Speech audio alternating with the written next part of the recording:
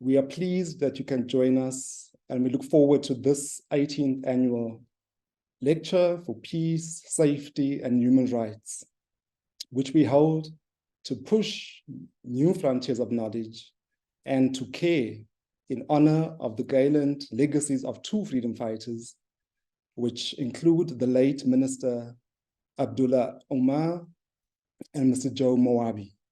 We welcome you on behalf of the Institute for Social and Health Sciences in the College of Human Sciences at the University of South Africa, as well as the Psychological Association of South Africa and the Pan-African Psychology Union. Before handing over to my colleague, Professor Shanaal Sufla, to present the opening message, I'll outline briefly the afternoon's proceedings. My name is Hugo Canham. I'm a professor in the Institute for Social and Health Sciences. We will hear about the people that we dedicate the lecture to, and we will listen to messages by family representatives of Minister Omar and Mr. Moabi. We will then have the panel address by the esteemed speakers of the day, and I will introduce them at the time. Dr. Matlake Nkosi and Professor Edwiga Tamlat-Talbayev. Professor Benjamin Barnes will provide a response that engages the speakers' inputs. We will then make room for your inputs as the audience before Professor Sats Cooper presents the closing message and Nokolo Dumani gives us the closing thank you. Professor Sufla. Thank you very much, Professor Canham. Good afternoon, guests and fellow advocates for peace, safety, and human rights. It is my pleasure to offer opening comments to the 18th Annual Peace, Safety, and Human Rights Memorial Lecture. Like Professor Canham has just pointed out, the lecture, which is part of an almost 2 decades long scholarly and public engagement series, is a flagship event of the Institute for Social and Health Sciences at the University of South Africa. Again, as you've just heard, the lecture series was launched in memory of Mr. Dalla Omar, who was South Africa's first democratically elected Minister of Justice, and Mr. Joe Moabi, an anti-apartheid activist. And it's equally a tribute to the many people who have dedicated their lives to the struggle against apartheid and colonial oppression in South Africa, elsewhere in the world, and the fight for equality, justice, and freedom. So the lecture series seeks to highlight the shifting horizons and the challenges that face the culture of democracy, of peace, of safety, of human rights globally. And in this way, to bring focus to issues related to freedom, to independence, and to citizenship in the 21st century. The lecture series continues to evolve, I'm happy to say, continues to evolve in interesting ways and in important ways. Most notably, over the last 4 years, the Institute for Social and Health Sciences has partnered with the Psychological Society of South Africa and the Pan-African Psychology Union to host the lecture, moving towards what we'd like to think about as a far more collaborative, plural, and collective form of engagement, and very much in orientation to both more recognized, but also less distinguished, no less important subject matter related to the intent and the focus of the lecture series. So, for example, in 2019, the lecture panel included women from the Black Consciousness Movement. In 2020, we hosted members of the apartheid-era victims' families group, and in the last 2 years, have included transnational collectives of scholar activists and activist scholars who would like to think of as agitators from various geographic and diasporic sites and spaces who address themes such as solidarities, global justice, and radical humanism, as well as aesthetics, freedom, and the political imaginary. Importantly, as is very much evident in the theme of this year's lecture, which is treading the shoreline, water as life and death, this collaboration that I talk about is in itself expressive of the imperative and the efforts to enlarge the epistemic, the conceptual and practice parameters of the work that we undertake in the social and health sciences in relation to peace, safety, and human rights, to account for planetary justice. As we all know, human activity threatens to make the planet unsafe, deeply unsafe for humanity, but also for other forms of life. So this notion of planetary justice then invites us, challenges us to shift our gaze beyond established ideas and goals of global justice, and very much what it does is that it draws our attention to what we could think about as the indivisibility, the inseparability of social, political, ecological systems in the Anthropocene, and the ensuing obligations on us across geography, across time, and across spaces at the very least. So as we gather this afternoon, South African time, for this annual lecture, the theme of this year's lecture could not be more relevant, could not be more timely, I would think.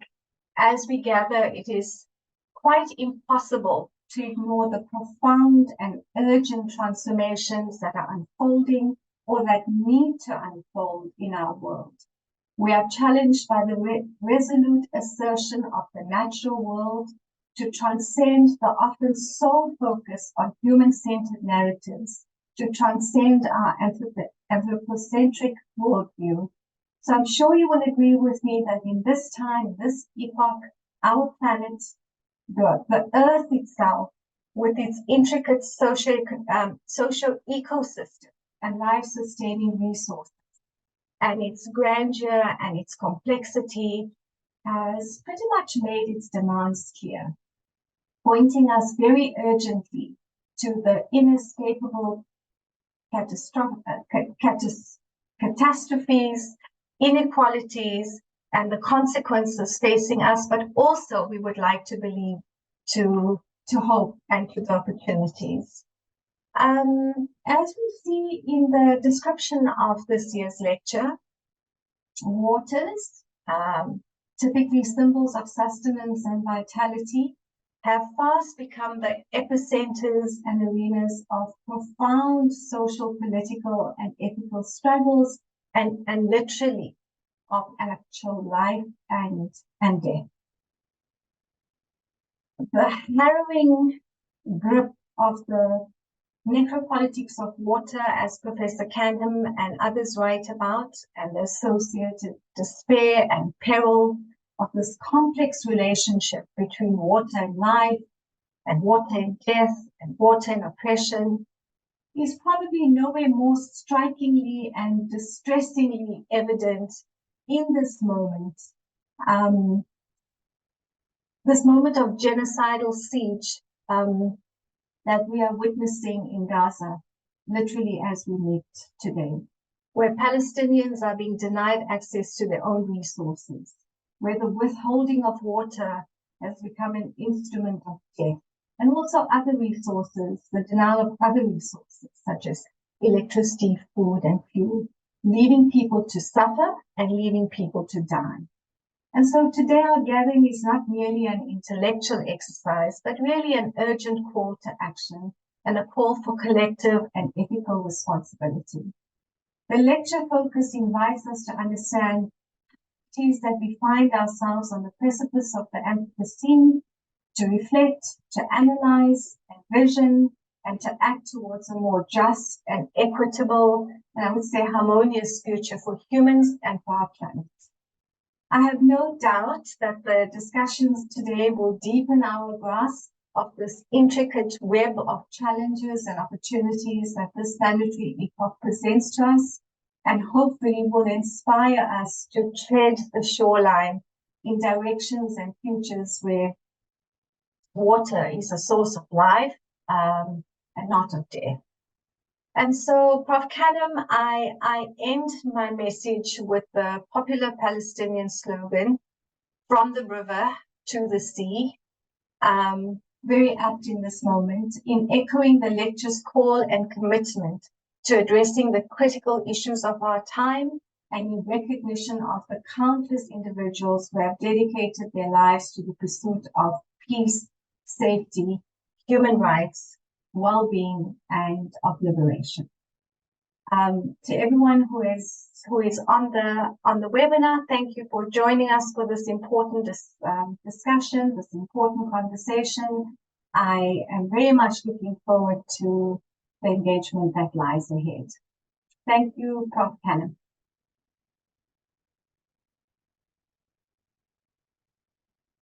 Thank you very much, Professor Safla, for that and for the framing of the lecture.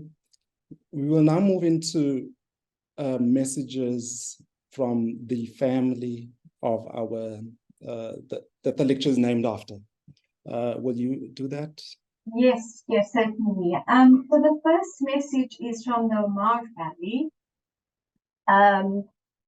relayed this year through Mr. Hassan Omar. A brief introduction to Mr. Hassan Omar before we share the message.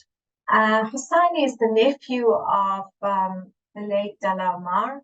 He is a son of Mariam Omar and Hassan Omar, who is the elder brother of Mr. Dala Omar.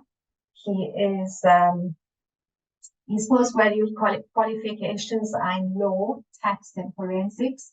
He has had the privilege of having the home of Dala and his wife, Mrs. Farida Omar, as one of the many second homes in which he grew up, and obviously in which he experienced, he had many generative experiences and a huge impact on the way in which on the directions in which his life assumed, especially following in Mr. Omar's footsteps, which is to be of service to others.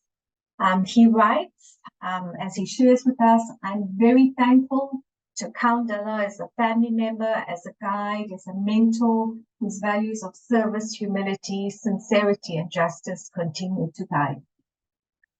Mohammed, thank you.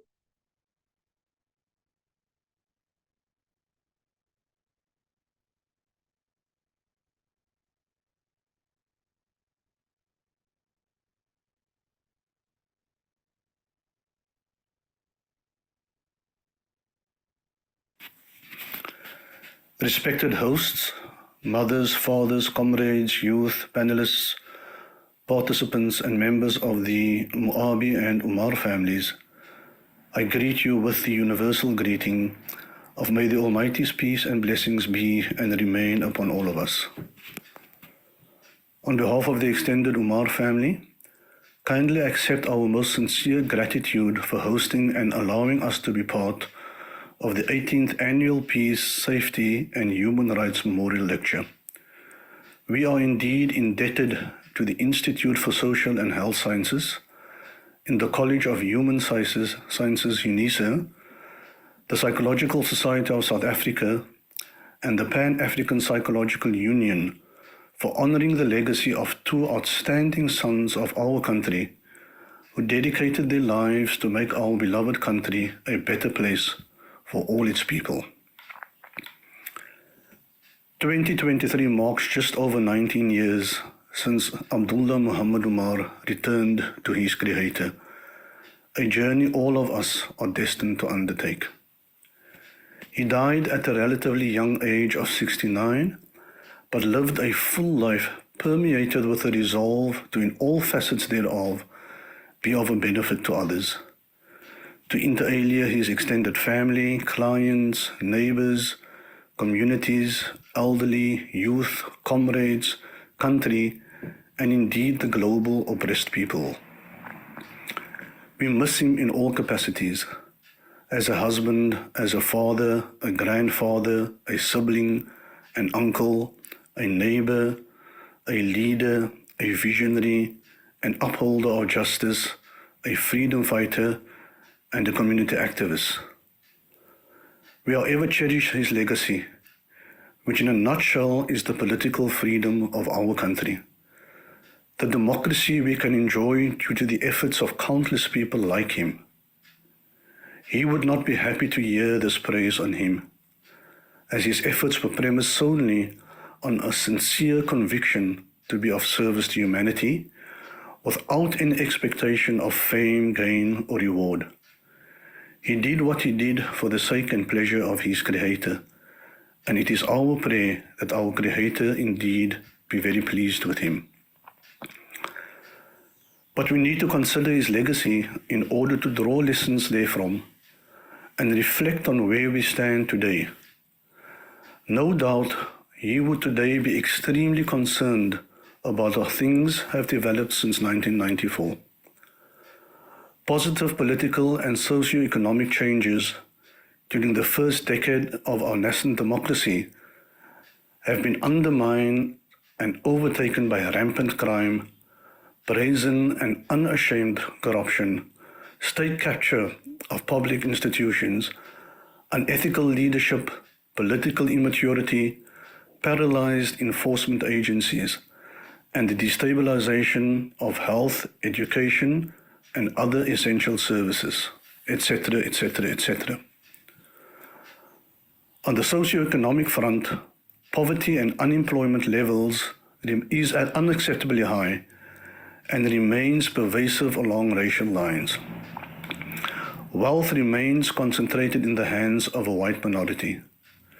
Load shedding due to mismanagement of infrastructure and resources has stymied economic progress.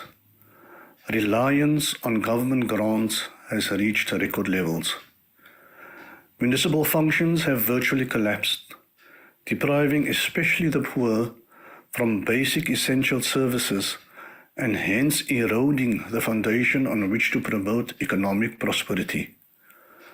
According to the World Bank's Global Poverty Database, South Africa ranks as the most unequal country in the world.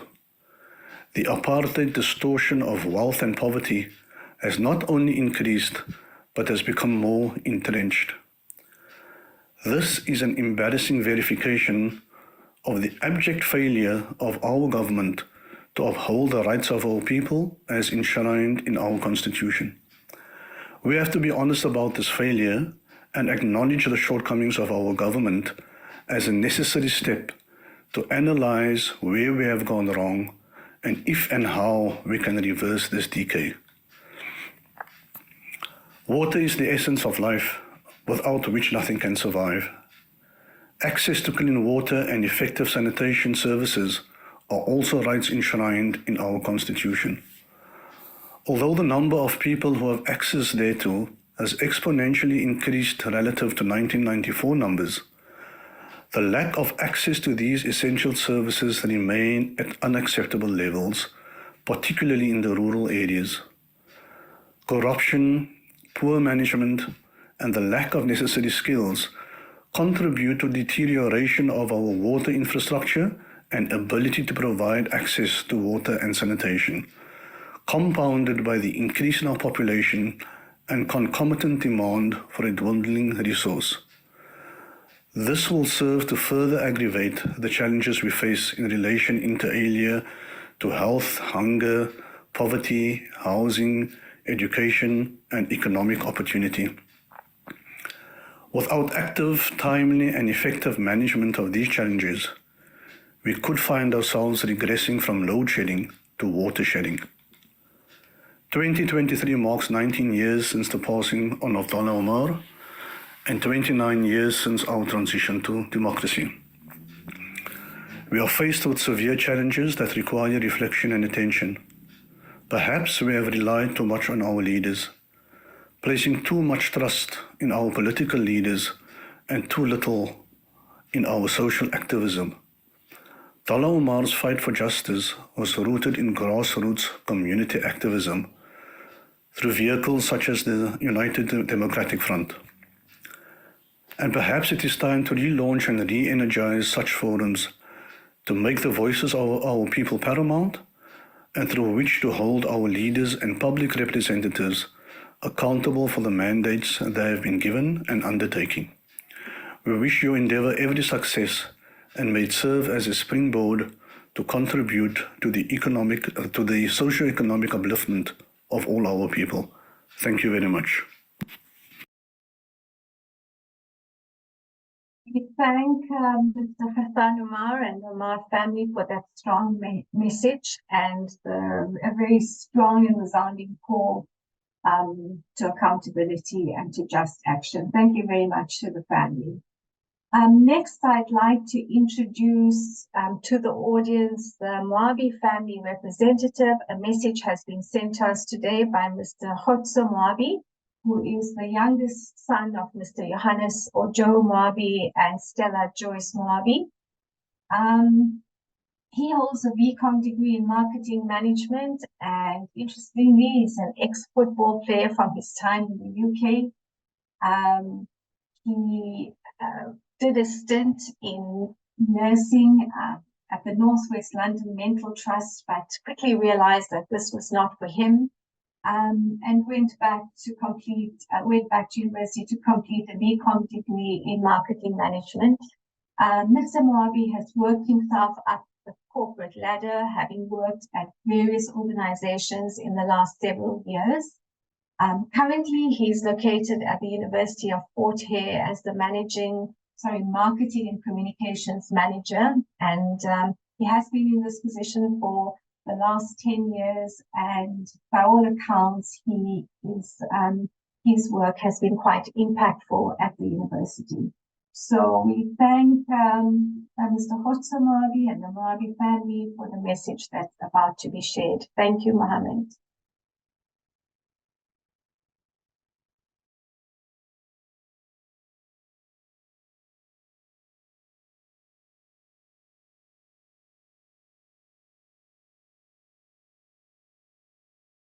Good day, ladies and gentlemen. My name is Khotso Moabi, the youngest son of Joe Moabi. I would like to firstly acknowledge the distinguished guests and panelists. I'll start with Professor Hugo Khanman, Institute for Social and Health Sciences at UNISA, Professor Shanaz Safla, Institute for Social and Health Sciences at UNISA, Dr. Muna Dejani, London School of Economics and Political Science, United Kingdom, Dr. Kgageng Kosi Kgageng, National University of Lesotho and University of the Free State, Professor Edwin Talabayev from Tulane University, United States, Professor Brendan Barnes, University of Johannesburg, Professor Seth Cooper, Institute for Social and Health Sciences at UNISA, Ngotolo Dumani, also from Institution of Social and Health Sciences at UNISA. Ladies and gentlemen, good day once again. I am honored to have been chosen by my family to represent them at this lecture. For us as a family, it's a great honor to have our dad's legacy and memory being honored over this 18-year period. And we thank the UNISA and the team for acknowledging our father in this way. It's very much appreciated. This lecture aligns with a lot of my father's values in terms of it seeks to understand the challenges facing South Africa in relation to human rights. A subject matter my father was very passionate about and effectively fought for a very long period to attain our current democracy. And in this regard, I think he would be quite disappointed at where we are in terms of our human rights in South Africa. We still have issues and rights that are violated on a daily basis. Here I'm referring to rights such as access to water, access to safety, access to good health care. So there's a lot of rights that continue to be violated in our society, of which my father would be extremely disappointed in terms of what we have achieved over the last 20 odd years. I am resolute in that view that he would be disappointed. My father, yes, was a very serious man, a strict man, but at the same time very humble and very loving to his children. I recall that he used to love bold sweets, and quite often would send the young children in the family to go and buy bowl sweets behind my mother's back, and he would tell them, you know, go buy sweets. Don't tell Gogo that I've sent you for sweets. It's just between you and me. So he was a very, very jovial guy as well. But I also recall during exile, when we were in the UK, we spent a lot of time in the UK in exile, and he would spend a lot of time in the bush. And when he would come back in a very serious mood because of the areas that he was in and what he did. And we used to be quite anxious when he'd return home, because he would be serious, and when he called your name, you would be asking yourself, oh, what did I do now? It really used to be an interesting time. But at the same time, there were some great memories of him that we have.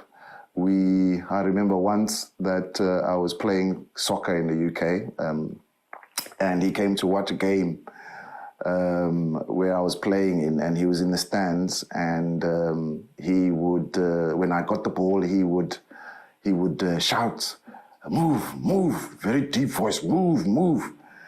And at halftime, most of my team were West Indian of heritage, and they turned around and say, Kai, in their accent, Kai, what's your dad saying? Why is he barking like a dog? Why is he barking like a dog? And I was like, no, he's not barking like a dog. He's telling me to move. But to them, it sounded like woof. So it was a very difficult time in terms of, it was funny, but difficult in terms of assimilating into the UK. But I took it lightly, and he took it lightly in terms of what he was referring to. One of the biggest lessons, and it was indicative of the kind of person that he was, one of the biggest lessons that my dad taught us was to greet people every day. Again, when he would come back from the bush, he would greet everybody on the street. Even if you didn't know you, he would greet you. And, the neighborhood and the British found that very strange.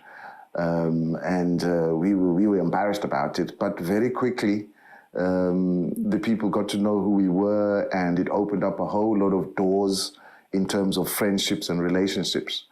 And I think that was just indicative of my dad in terms of the type of person that he was, very humble, open, friendly, approachable. He has instilled the same thing into us. We're just really grateful as a family that UNISA and your distinguished guests can have such a lecture on his behalf. I am sure the panel can take this subject and discussion a bit further than I can. So I want to wish you well in your deliberations. I hope we can find some solutions to the challenges around human rights in South Africa. And on that note, ladies and gentlemen, let me say, have a good session, enjoy, and we shall see you next year.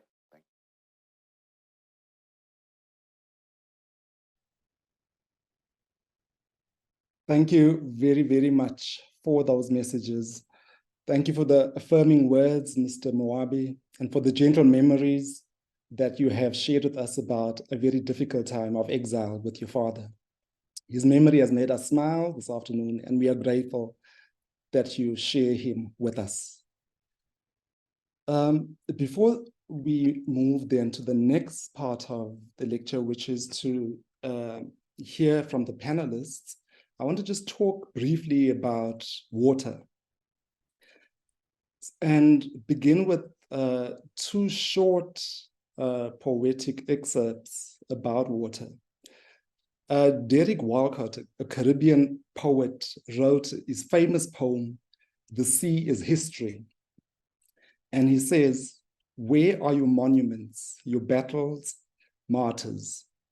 Where is your tribal memory, sirs? in that grey vault, the sea has locked them up. The sea is history. Kollega Phuthuma, who is a South African poet, writes an equally famous poem locally called Water. In memory, and she says, in memory of going to the beach every New Year's Eve is one I share with cousins and most people raised black. How the elders would forbid us from going in too deep, to giggle, to splash in our black tights and ShopRite plastic bags wrapped around our new weaves, forbid us from riding the wave, for fear that we would be a mass of blackness swept by the tide and never to return, like litter. The elders forbid us, as if going in the ocean has food poisoning. I often wonder why I feel as if I am drowning every time I look into the sea. This and the feeling of being incredibly small. These are just brief excerpts from longer poems. So beyond the poetic form, those of you in Johannesburg may have experiences of water rationing in the form of water cuts and reduced pressure. We search the sky, anticipating rains to fill our rivers and therefore our reservoirs. And then there are places like my home village, where there has never been pipe-borne water, and where rainwater tanks and rivers serve as our only source of water. We also know historically that discoveries of the global south by imperial powers occurred as ships wound their way across the world's oceans. The slave trade occurred by moving people across water bodies. As we will hear today, the Mediterranean has become a death trap for North and West Africans. Water, though, is also life-giving. Contestations about the Nile River point to these registers of water as essential for life. Our first speaker will engage some of these dimensions. But climatic catastrophe has become perennial in the oscillation between drought and floods.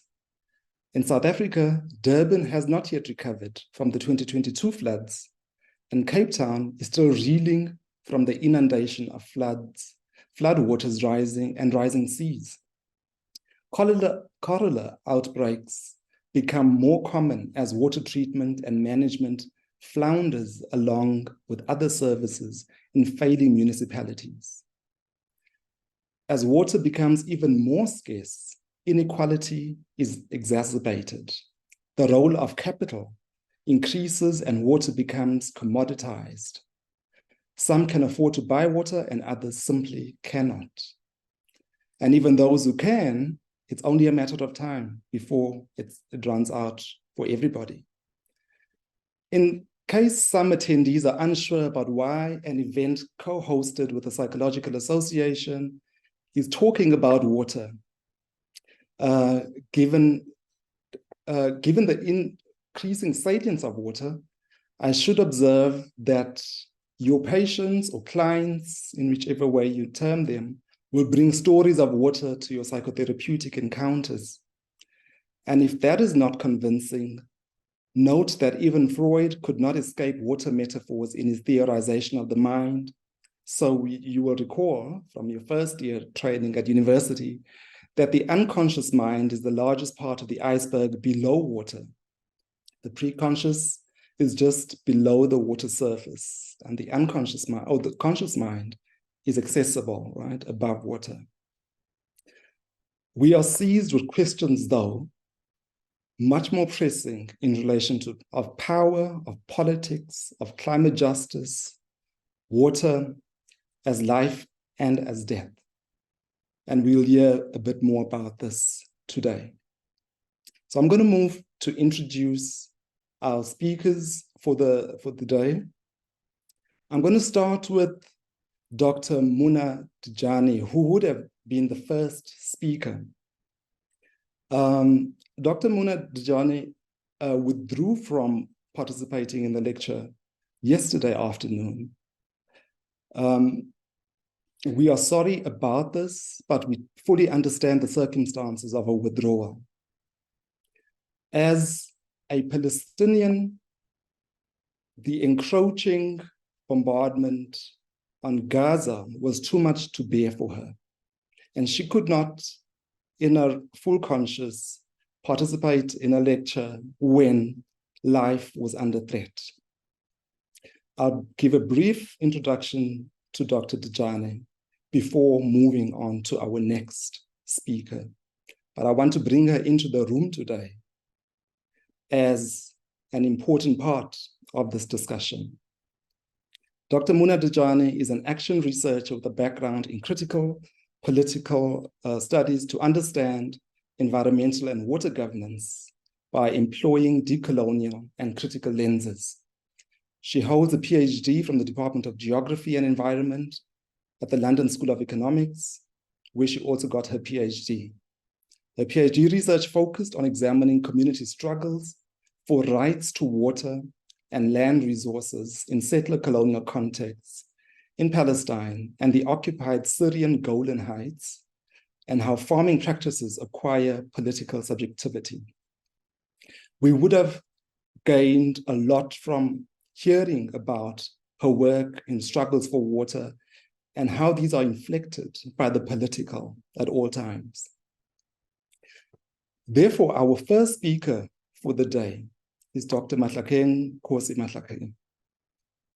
Dr. Mahlakeng is a lecturer at the National University of Lesotho in the Department of Political and Administrative Studies, and they are research fellow at the University of the Free State in the Department of Political Studies and Governance in South Africa. Dr. Mahlakeng is the author of Water Scarcity and Conflict in African River Basins, the Hydropolitical Landscape, which was published this year by Routledge. We are very honored to have Dr. Mahlakeng in our midst and to hear about Africa-based water struggles and conflicts based on his research. Dr. Mahlakeng will address us, and then we will move to Dr. Edwiga Tamulat Talbayev, who I will introduce after we have heard from Dr. Mahlakeng. Thank you. Dr. Mahlakeng, over to you.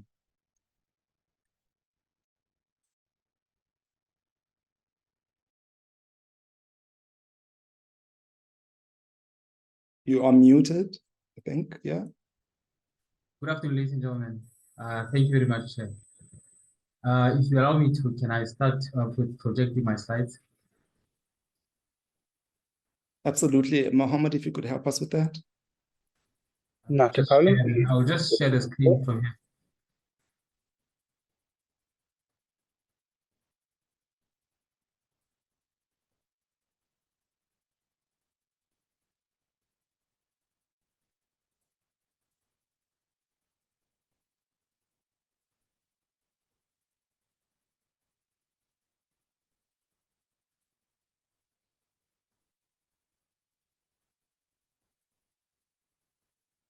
Is it shared, the screen, my screen?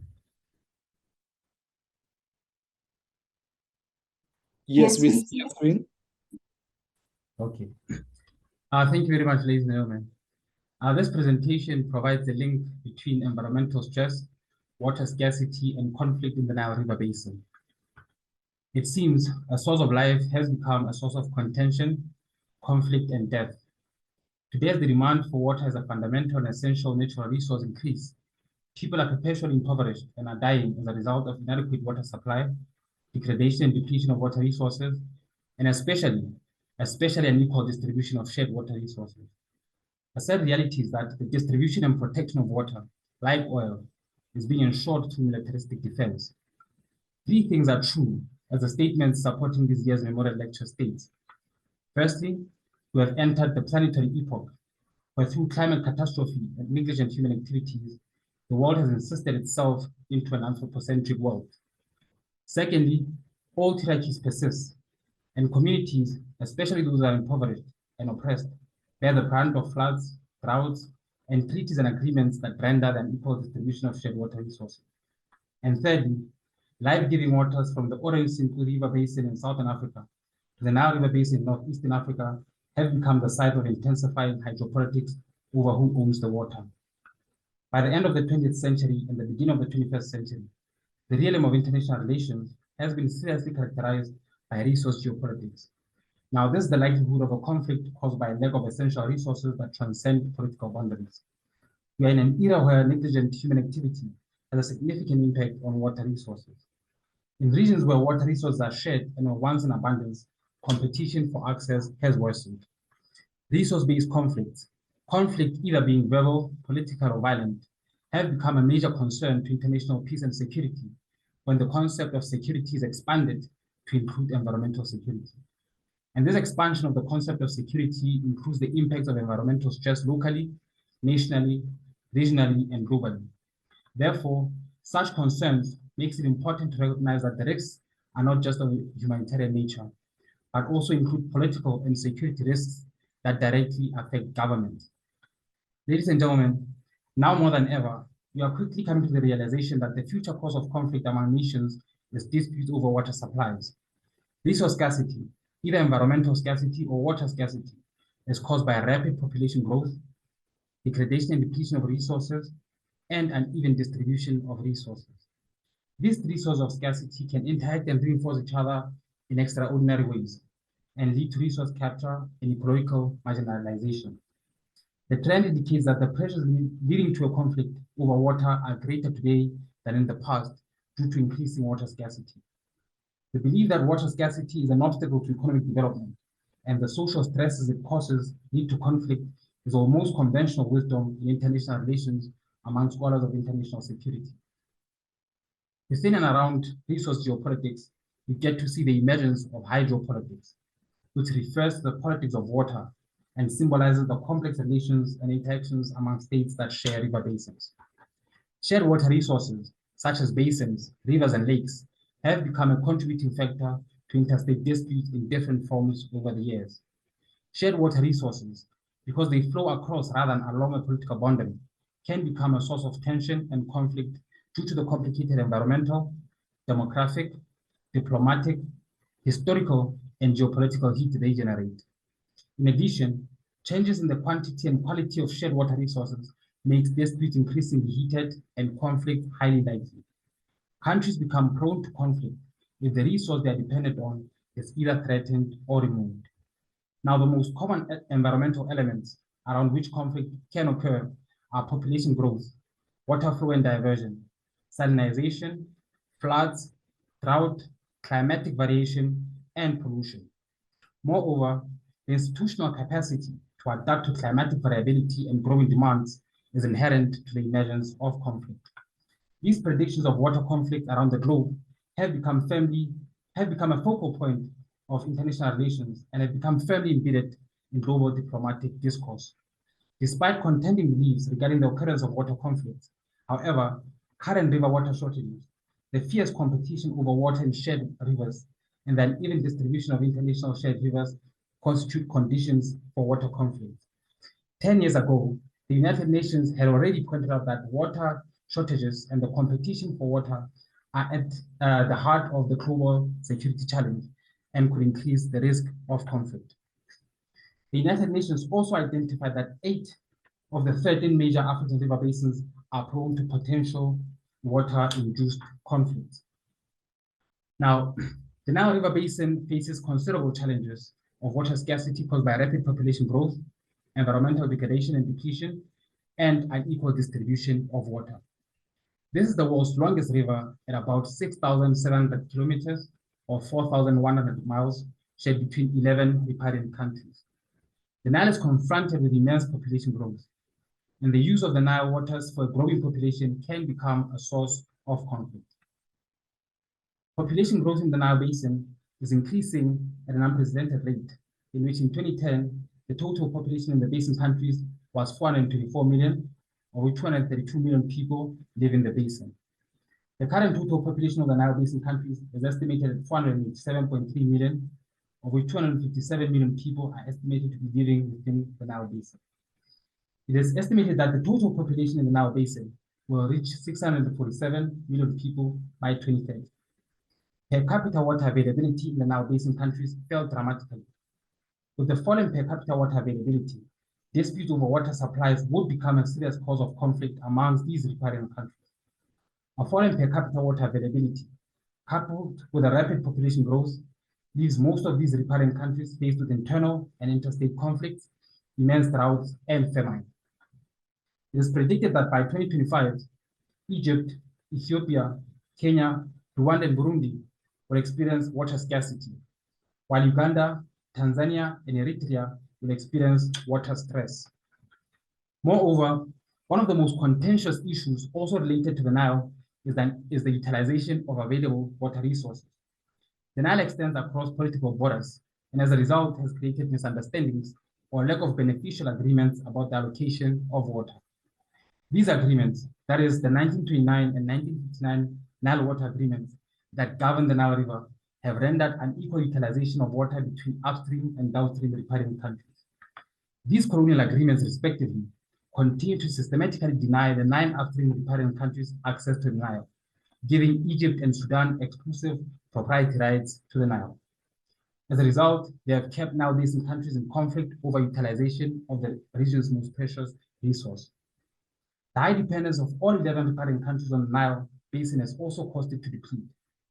Factors such as land degradation, agriculture, industry, and domestic use are paramount to depletion and degradation of the Nile.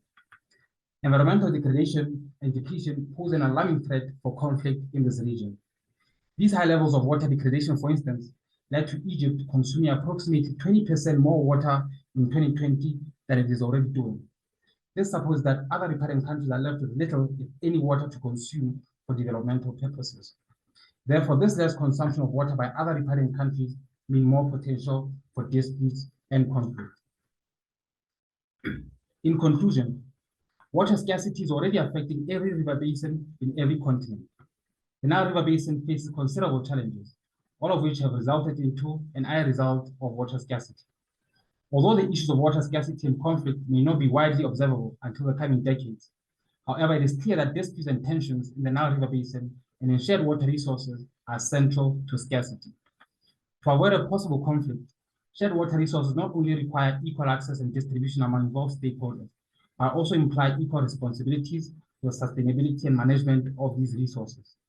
And lastly, there's also a need for institutional capacity over shared water resources to help absorb climatic changes, among other things, and thus simultaneously minimize the vulnerability to conflict and ensure the security of water and life.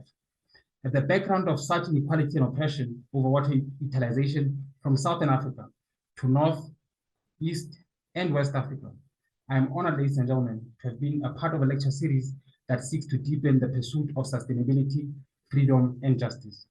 This also, at this point in time, goes to the people of Palestine, who for 7 decades have been confronted with oppression and injustice. My prayers go to them. Thank you. Thank you very much, Dr. Matlakeng, for that. We appreciate it. We did not see your face during your presentation, so maybe if you could, for a few seconds, return on screen, great. We appreciate that really macro view of the problem in the northern part of the continent, but you remind us of the length of the Nile, right? And how it goes all the way towards East Africa and sustains about 11 countries, and the potential conflicts that might emerge there that move water from just a seemingly natural resource to one with political potentials and possibilities if not dealt with appropriately. We will return to your lecture when Professor Brendan Barnes engages with it, and then later when the panelists, when the participants may ask questions. Thank you. Next, we're going to move. Okay, I think you, yeah, great. So we're going to move now from Africa to the United States, but to talk about the Mediterranean. I think, by Dr. Edwira Tamalat Talbayev, right?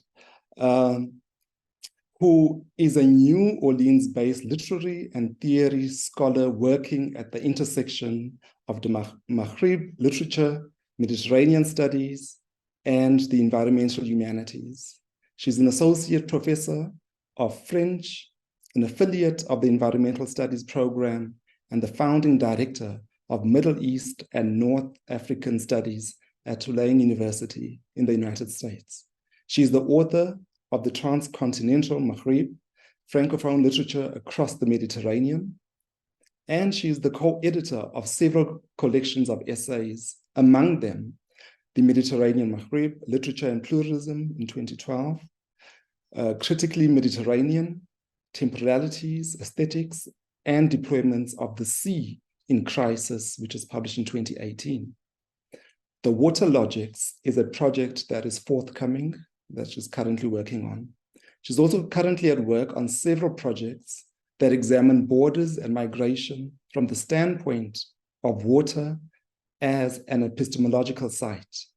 Her book in progress, The Residual Migrant, draws on biotheory, border studies, and eco-criticism to theorize the ontologies specific to drowned migrants whose bodies are dissolved into ecologically ravaged deep sea environments. Since 2015, she has served as the editor of Expressions, Maghrebians, and since 2016 as vice president of the Center for Francophone Studies at the University of Leipzig, Germany. She currently sits on the advisory committee for PMLA, which she might tell us what that is, the Journal of the US Modern Literature Association, MLL, and is a former chair of the Executives Committee of the CLCS Mediterranean Forum at that association. So the Mediterranean, right, is this vast landscape or seascape or waterscape that you've spent a considerable time thinking through and with, and thinking of the bodies of migrants and what they mean for the ocean and what they mean for border crossings and what they mean for politics and aesthetics. We look forward to hearing from you, and over to you, Dr. Talbayev. Thank you so much, Hugo, for this wonderful invitation to speak with you today. This is obviously a very commendable and a very powerful series, lecture series that honors the memories of those two exceptional advocates for peace and human rights and security. And it is truly my pleasure and my honor to be speaking at this event. So before starting, I would like to say just a few words of gratitude to our organizers. First and foremost, Professor Hugo Canham, who has kindly extended this invitation to me, and whose excellent work resonates with many of my own preoccupations in very interesting ways. So I'm grateful for the conversation that we follow, as well as Professor Chanel Sofla and Noxolo Dumani, who have smoothly and expertly managed every aspect of my participation today, as well as the two institutional partners, the Institute of Social and Health Science at the University of South Africa, as well as the Psychological Society of South Africa. I am sorry not to be with you in person tonight in South Africa, but I'm definitely appreciative of the opportunity to engage with you further during the Q&A, and I look very much forward to it. So, as Professor Canham said, I've spent a significant amount of time, probably close to 15 years at this point, thinking about the Mediterranean in various contexts, through various connections, and most recently in relation to two fields of study, and this is what I will be discussing today. And there is little time for this intervention, so I will try not to give a sense of the whole project, which would be impossible.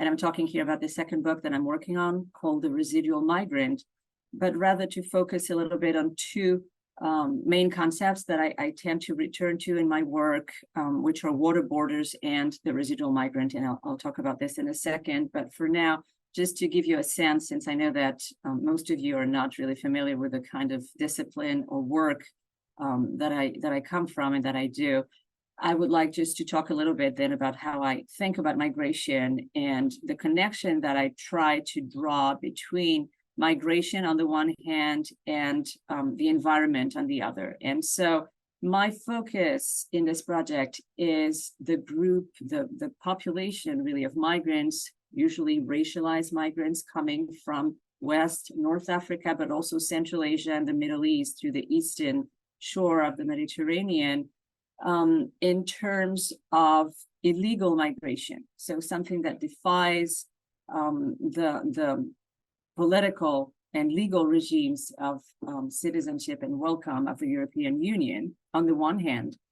And then I try to link this to concerns with the environment in a materialist perspective. So a field that has emerged for the last 10, 15 years, which is called material eco-criticism, and by which I mean in this particular context, water as an element. So I don't just look at water as a trope, as is usually done in my field, or as a metaphor for something else, but at water as geopower, as an element that affects material change in the world, a force in a planetary perspective that decenters human agency. And this is a very big question that I will return to today in this intervention and beyond.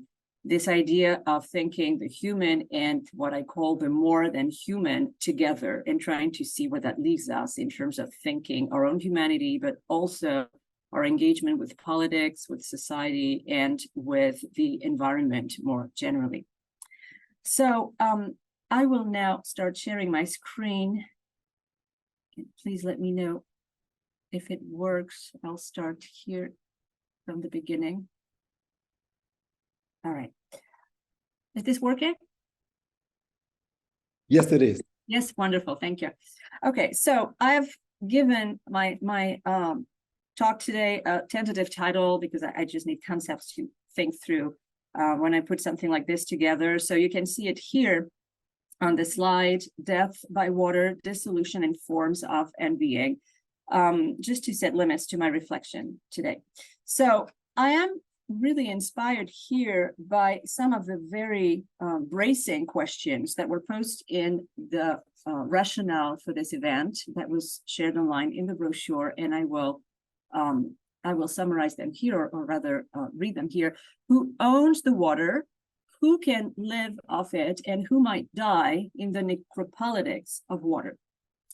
And I would like to add a fourth question to these questions here in relation to my own preoccupations in this talk, and that is, whose agency and power does water enact? Oops, the typo. So I like to begin with a definition of necropolitics, first of all, since this is the main conceptual thread that I will be following through the presentation. And I will start with the definition that Achille Mbembe, the Cameroonian philosopher, has given in this book. This is a translation. It was written in French originally, but the translation came out in 2019. And this is what Mbembe has to say about necropower. The ultimate expression of sovereignty largely resides in the power and capacity to dictate who is able to live and who must die. To kill or to let live thus constitutes sovereignty's limits, its principal attributes. To be sovereign is to exert one's control over mortality and to define life as the deployment and manifestation of power, or here in this context, necropower. So necropower really is this power and capacity to dictate who is able to live and who must die. And this is what will color our reflection today in relation to the migration crisis in the Mediterranean. So in the context of my talk, necropower in the Mediterranean is exerted by the European Union, stalling migratory flows into Europe via natural spaces and elements that encircle its territory. So the Mediterranean is the context of which I will speak, and I will show maps of the Mediterranean in a minute, but I'm showing here a map of the Mozambique Channel between the Comoros Islands and Mayotte, the French territory right here on the screen, because this is not something happening only in the Mediterranean. And so I felt that it would be interesting to give maybe a more global perspective to the phenomenon. This involves multiple ocean and sea bodies, but also rivers. And I'm thinking of the Evros River, for instance, between Greece and Turkey on the east of the European Union, or the Rio Grande River here in the United States between Mexico and in the southern US. But also, and this is very interesting, desert spaces. The Sonora Desert in Mexico and Arizona in the United States, or the Sahara Desert in North Africa, which today could even be considered to be the southernmost border of the European Union. So a perspective focusing on geophysical agencies, like the one that I'm presenting today, reveals the power of natural forces to support life and, more important in this context, to enact death. It puts the spotlight on the biopolitical uses to which natural spaces are being put, as their own geological agency and processes are co-opted by punitive immigration policies to further their goals. The Mediterranean, for instance, drowns migrants, while the Sahara Desert dehydrates and eventually buries them. So what does it mean to think about the necropolitics of water? What is specific about the kind of death that it dispenses? What does this death reveal about the human, about the various models, various forms of being human, and their relation to the more than human world? So I would like first to talk about water borders, about the weaponization of water in the context of borderization, a process which turns the space of the Mediterranean into an impassable place for certain classes of populations. This is what I call here a water border. A specificity of the contemporary border regime is that borders may now be found absolutely anywhere. In the trenchant words of Etienne Balibar, borders are no longer at the border, which doesn't mean that borders have disappeared altogether, but rather that they are broadly disseminated. They have undergone a sort of disaggregation brought about by globalization, which makes them ubiquitous, inescapable, but also fractured and unstable. The regulatory forces of European sovereignty, for instance, the rescue operations, the militarized boats intercepting migrants, all of these encounters at sea map out additional border interfaces and other negotiations of territoriality and agency. Thinking water as border spotlights the power of water as interface, that is, as a fault line between two contradictory logics, the logic of the land and the logic of the sea. And very often, as we can see here in those visuals, in an entangled form, where does the land end, where does the water begin? It is from the tug of war between the two that surges the contested space of the water border, a permeable border space lying between the two logics of land and sea. And I mean here water borders taken in their polysemy as elemental, geophysical, geopolitical, and even necropolitical borders. So what are the two logics that come to abut on the water borders? First of all, land, the logic of land. Land has been associated in political philosophy, for instance, with concepts of stability, of certainty, clear definition. Land is the territory of secure identities, of imperial centers, of hegemonic structures that endure the test of time and disseminate far from the centers of power. It anchors what Edouard Glissant, the Martinique poet, has called arrow-like trajectories of colonialism, of genocide, dynamics of conflict and extraction, of forced mobility, oftentimes across the watery expanses of the globe. Land is human agency, power over aquatic spaces. It lends form to water's matter. It lends shape to its plasticity. In the other column, we have water, which in contrast bespeaks ungroundedness, relationality, and mobility, in Maeve McCuskey's words. It is the domain of fluidity, interconnections, and crossings. The ocean, through its mass and volume, embodies the sheer magnitude of water's geopower, that is, its natural power to inflect and reshuffle other orders of magnitude, either human or more than human, that is geophysical, terrestrial, or planetary levels of life, that is to say, whatever lies beyond the dictum of human desire and willpower. Yet water is also depth, abyss, unfathomable volume. It is pure might beyond human attempts at mastery. Water, in fact, obeys its own logic. So to think about water border is to explore the enmeshed order of landed logics and their waterborne execution, to think the entanglement of the human and more than human.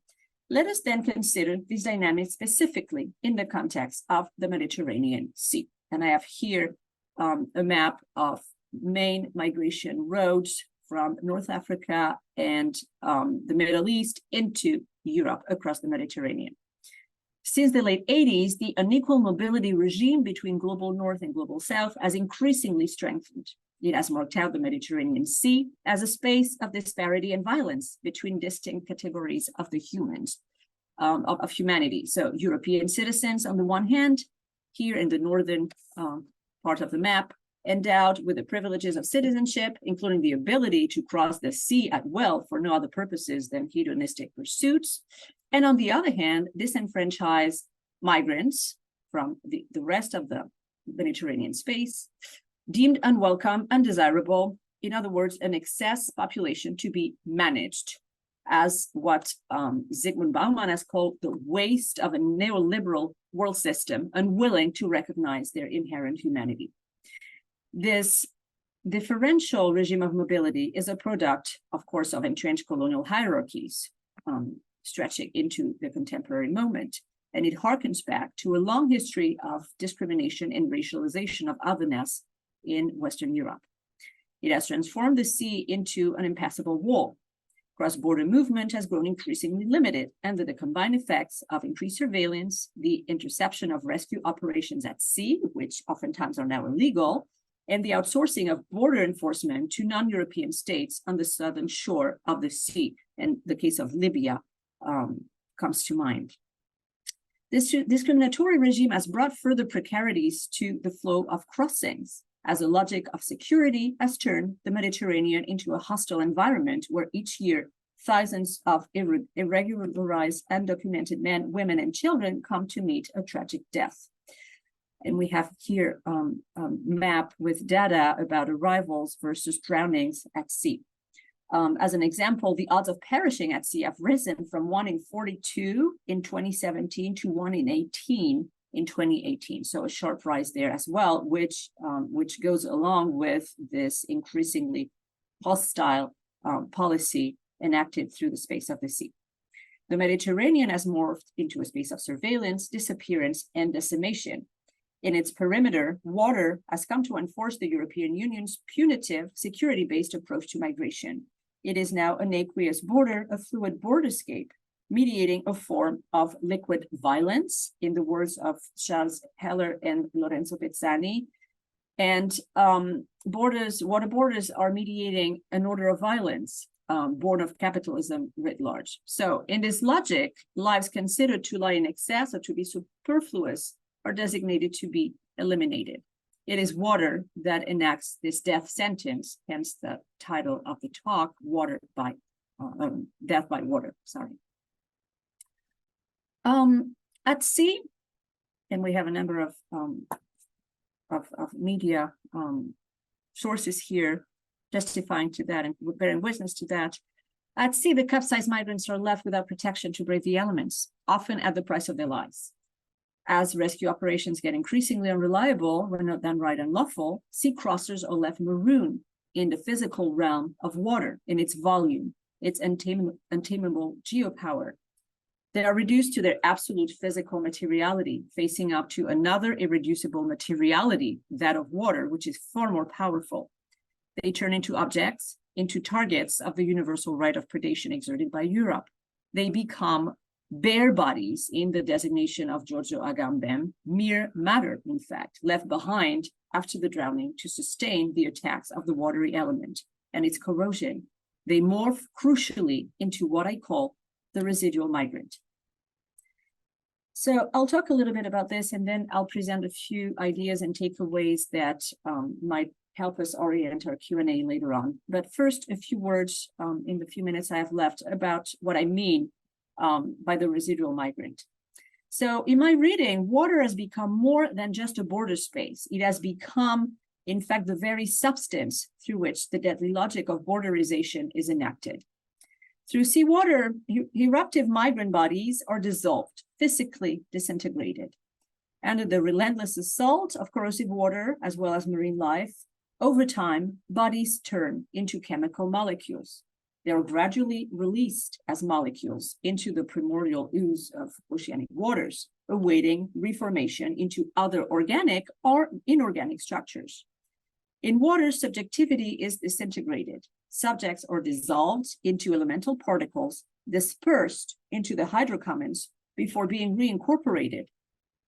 The degradation process perpetrated on those courses calls into question the ideals of subjective individualism, autonomy, and sovereignty underpinning the regime of rights and privileges derived from the Enlightenment. These bodies are reduced to their most immediate molecular materiality.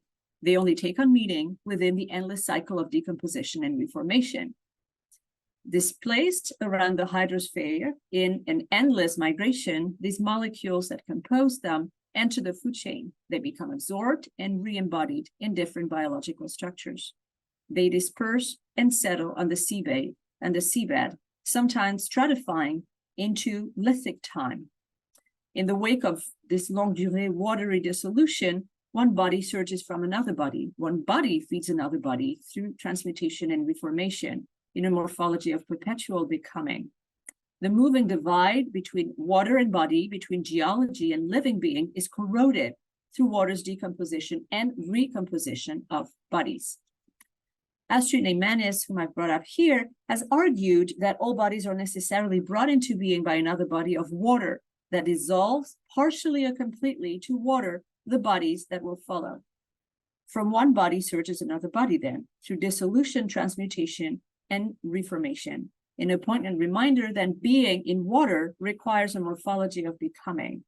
This model of being in the world in constant fluctuation is what I refer to when I speak of a residual migrant, and I've jotted down a few words here to try and pin down the concept a little better. And it's really knotted around this issue of residuality, which I understand to be an ontology marked by the intimate embodied vulnerability of submerged bodies at the mercy of elemental violence. So what does this mean as far as thinking through water is concerned? These macabre ontologies that I have described pave the way for the construction of forms of life that engage the geological and that cross the human, more than human divide. They mark out bodies and the earth as co-inscribed across time. Residuality reveals the porousness of the two and their reciprocity, with bodies converting into geological dust, which itself becomes actualized through its re-embodiment in new forms of life, calcium going into bones, etc. Rethinking the human through the aqueous opens up new perspectives across this logic of bordering, both in spatial, but also in ontological terms. In the intimacy of submerged bodies, water reveals the intrinsic porousness of humans, their vulnerability to their environments, elemental environments. After all, human bodies are 60% water. We're born of water in the evolutionary sense, the primordial ocean in which life appeared, but also on a human scale through the amniotic liquid sustaining us, or the fluid exchanges embedded us with body of water through tears, perspiration, breath, etc. So these forms of existence through residuality stretch the line between human and non-human, and they blur the boundary between the biological and the geophysical. Thinking about the human through dissolution is therefore to highlight its materiality, its co-constitution with the non-human world that includes it. These movements emphasize the ontological thickness of water, its dense memorial weft. In water, the lingering traces of those bodies that are dissolved remain, living on in their materiality against any necropolitical effort to do away with them completely. They endure, in other words, in other material form. In a sense, we could even argue that residuality functions as a way to undermine the eradication of life perpetrated by biopolitical powers. But this is a slightly different argument, and though I'm happy to discuss it further in the Q&A, for now, I like to simply emphasize what residuality tells us about connections between the human and the more than human, and more specifically here, the kinship between the human and the world beyond the human. So let me then move on to a few takeaways by way of conclusion that that summarize in a way the ways in which residuality relates to the order of biopolitical violence, or how water necroviolence relates to the stratified deep time of geophysical temporalities. And here are a few of the multiple forms of tension and struggle between the human geopolitical aspect of things and elemental agencies. In other words, some of the tensions and back and forth between landed or human logics and aquatic or elemental logics that I have tried to bring up. So first of all, our examination reveals water's complicity with a biopolitical order marked by the domination and obliteration of an infrahumanity caught up in the planetary currents of neoliberalism. It puts a magnifying glass over the refusal to see migrants in their distinct humanity as individual subjects, humans deserving of life rather than mere survival. It divulges the instrumentalization of water's elemental force to serve purposes of human biopolitics against other orders of the human. Second, through a focus on seawater as volume and corruptive substance, I've tried to restore the underwater dimension of waters, their verticality, and the biopolitical devastation that they enact in the contested terrain of the sea. In this sense, focusing on residuality belies surface level dynamics of felicitous, progress-inducing sea crossings, like trade, diasporas, globalizations, and really reveals that under the surface exist invisible and very powerful forms of intimate violence. So it complicates borders, in other words. Third, this theoretical adjustment undoes dominant paradigms of human exceptionalism through this anthropological category of the anthropos, right? The human subject exerting mastery over nature. In this position, all humans are not seen to be united in a position of superiority to nature. Here, certain categories of humans are considered to be subaltern, and in fact, they collide with the natural environment in a position of objection. In the maritime abyss, human vulnerability to the violence of empire is evident. The human is only granted its anthropological advantage under specific circumstances. Bearing migrants' bodies means to profoundly dehumanize them, to demote them from subjecthood to objecthood. It is to mark their humanity with a seal of conditionality. It means, in other words, fracturing the category of the human along hierarchical lines. This, and this is my fourth point, this delineates new conceptions of solidarity and commonality between the human and the more than human. Human and natural histories are both dependent on the same transnational dynamic of extraction and destruction. Those dynamics transform the planet into zones to be plundered, what Naomi Klein has called sacrifice zones, for instance, but also its most vulnerable inhabitants into obstacles to be eliminated. The water-focused reading of illegal migration reveals the common condition of subalternity across human, more than human categories in this moment of global neoliberalism. In this sense, and this is the final conclusion, it proposes a new sense of responsibility and encourages recognition of other models of coexistence with the non-human world that would not just be extractive and destructive.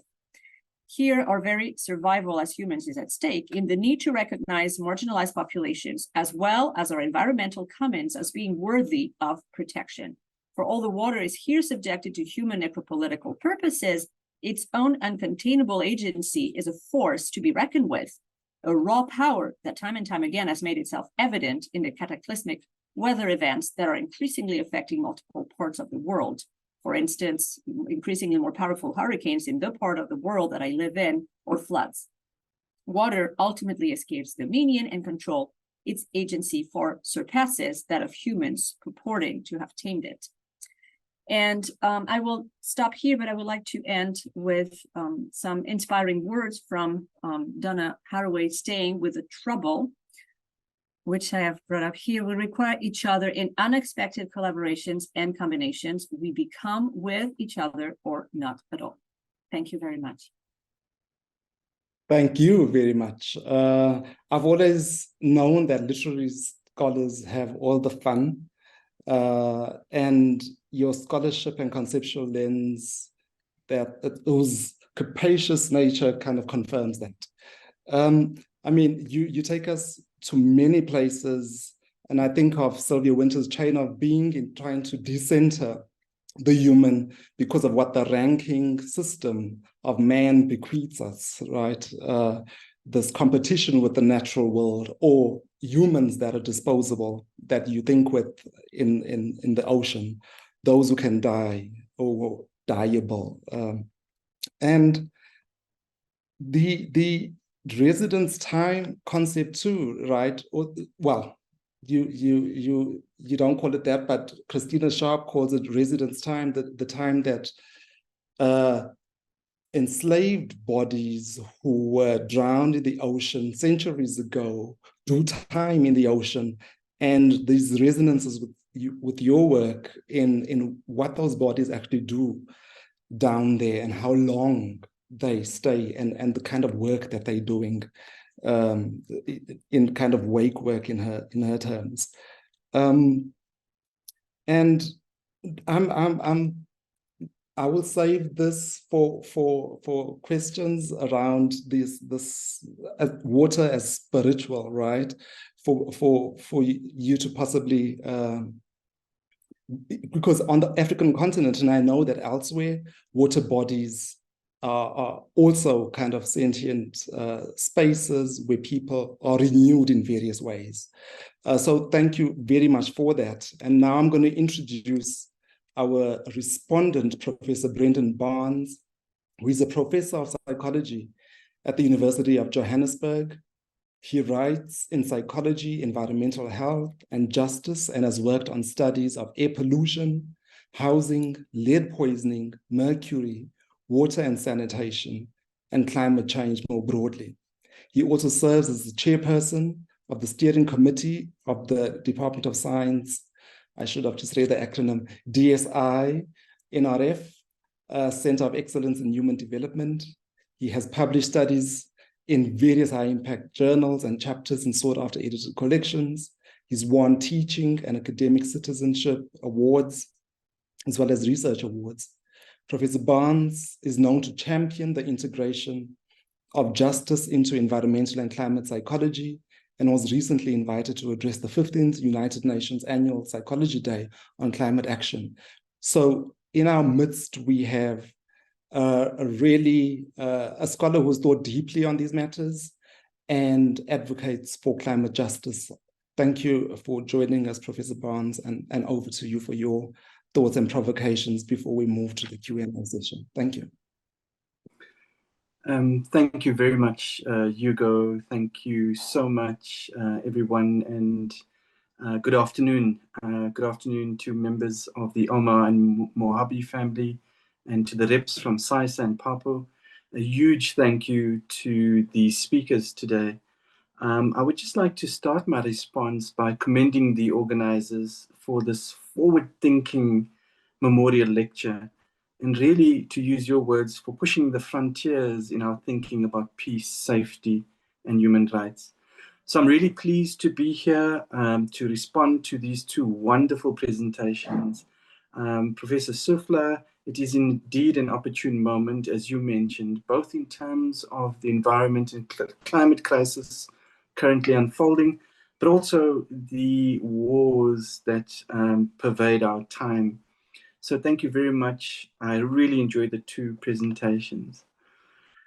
Water, life and death seems to be such an obvious aspect for peace, safety and human rights. So it's remarkable to me that we do not talk more about this, and of course in greater detail. There's so much to talk about, and from so many different angles and viewpoints. There are so many ways to frame the issues that we're thinking about today. But I think the organizers were really clever in compelling us to think about life and death and treading the shoreline in the context of the politics of water. So I'm really grateful, and this was a really useful way to think about the issues.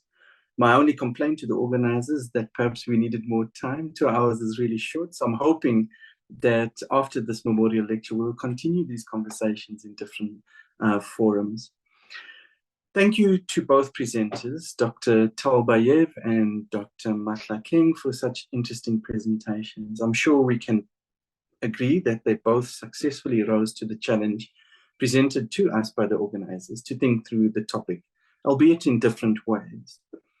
For Dr. Matla King's presentation, I think it was really useful to provide an upstream, technical, policy-driven case study of the Nile Basin politics, and also just to remind us of the deep historical, social, and political embeddedness of this particular issue.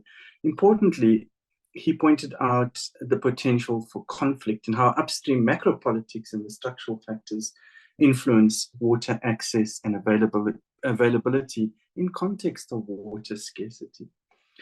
For Dr. Talbayev's presentation, I think you showed very useful insights into this concept of water borders and how water is used and abused as symbolic and physical elements in exclusions of migrants.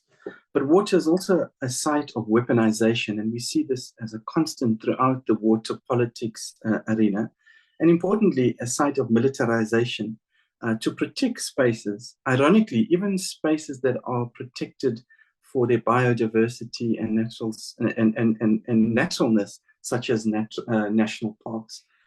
But very importantly for me, you raised a very important question, and that is, whose agency and power does water execute?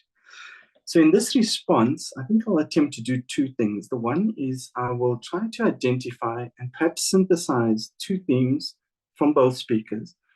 The first is about control and power over water, and the other one speaks to water as being agentic in and of itself. Both of these themes have implications for peace, security, and human rights. The second thing I'm going to do is to bring some ideas that I think are important in terms of work, future work, and work worthy of exploring. But before I proceed, I think the name of the memorial lecture was very intriguing to me, Treading the Shorelines. And it really got me thinking, and knowing the organizers, who are very clever people, I think this was also an invitation to us to think about some of the themes that might be evoked in terms of treading the shorelines and themes of life and death.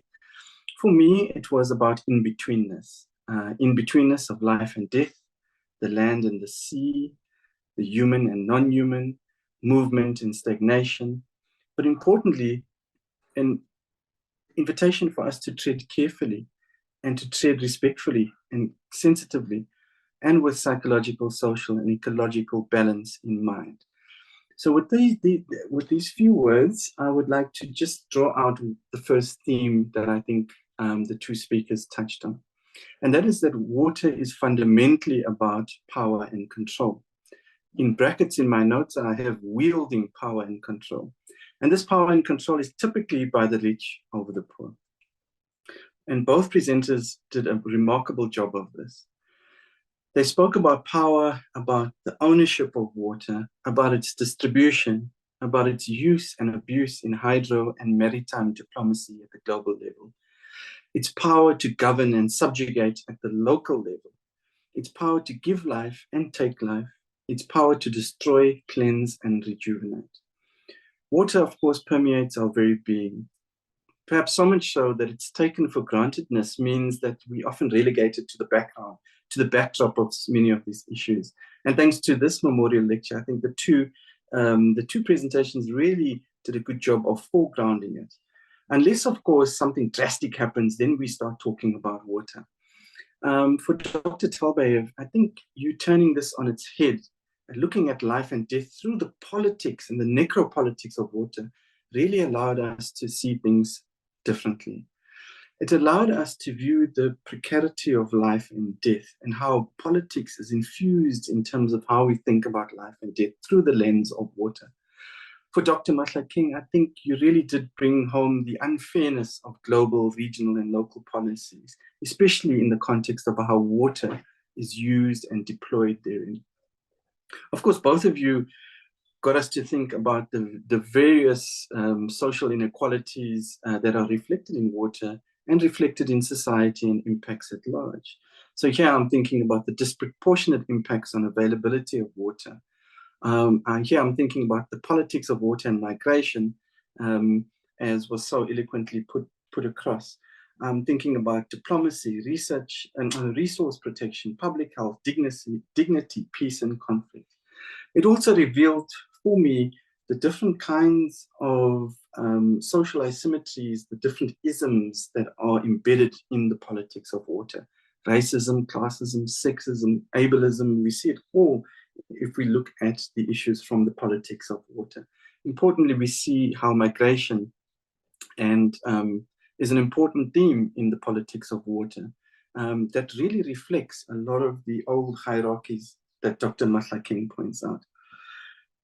Often when I speak to young people, which I do quite often about climate change issues and education, they ask me, what is this thing called environmental racism? How can water be racist? And of course, my immediate response is that people are racist.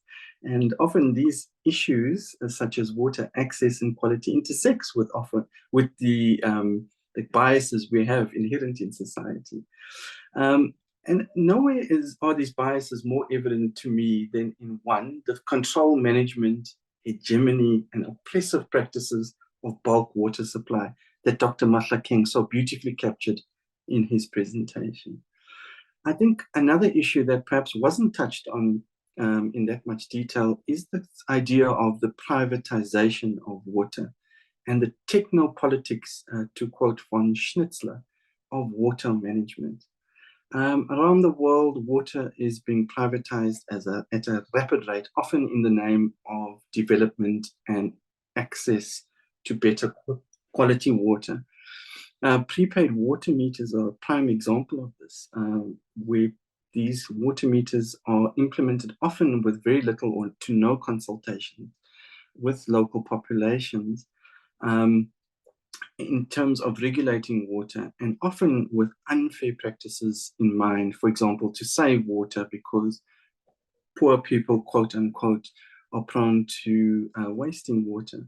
Of course, the water privatization issue comes with much higher costs, lots of disproportionate impacts on the poor, very weak labor regulations, lots of labor abuses, lots of cost cutting and public health threats, and of course, failure to implement any necessary developmental upgrades. And often this serves to pass the onus of water access onto the poor. In many instances, water privatization is also associated with attempts to silence critics. Environmental, water, and climate defenders are often subjected to overt violence, but also legal attempts to shut them up in the form of SLAP suits, strategic litigation against public participation suits, lots of threats to keep people quiet. And of course, violence against environmental defenders is quite common across the world. There are watchdogs around the world looking at this issue, and a lot of this violence is or revolves around access to water and the protection of natural water resources. And don't get me wrong, this is not just in the global south. This is happening all over the world. The example of the Flint, Michigan issue of lead poisoning comes to mind, that what happened under the guise of water privatization in that part of the world. So the second theme for me is that because we start to think about these ideas and about power, about control over water, but the second theme for me that I drew out from the two talks is that water is in itself agentic. Water has agency. Dr. Talbayev wonderfully drew our attention to the artificial distinction between the human and non-human world. This idea that there are hierarchies, that humans can control nature, and that nature is there at our service. Nature is also there to be exploited. And she points out this idea of residuality that really dissolves these distinctions between the human and more than human world. And if we think we can control water If water is only there to be exploited or to be managed, we are sadly mistaken.